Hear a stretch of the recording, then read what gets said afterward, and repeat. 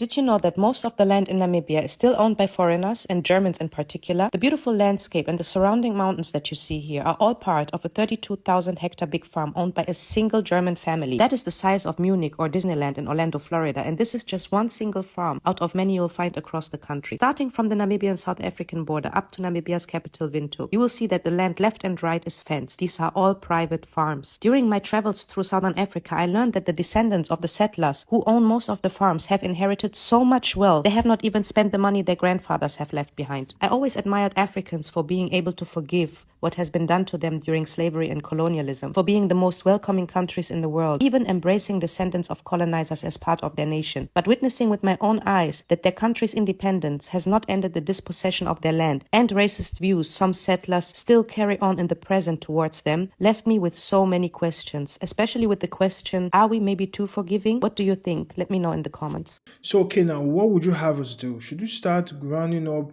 white Namibian farmers and start taking up their land? Should we go the route of Zimbabwe, which turned out to be a very big mistake?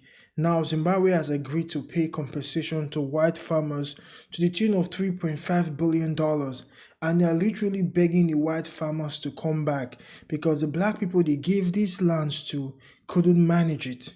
And guys, if you look up Namibia, the vast majority of Namibia is actually desert land, barren land.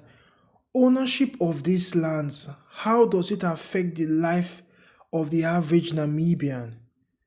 And by the way, how are we going to even allocate these lands? Are we just going to take these desert lands and start giving it to average Namibians on the street?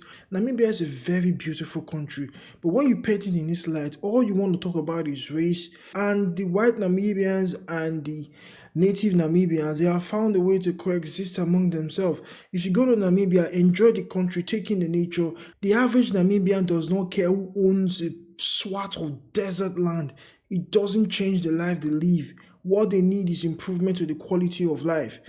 I think it's high time we stop making race and racial history, a major topic and start dredging up tensions because you're trying to drive a narrative and farm for views. I just think it's pathetic.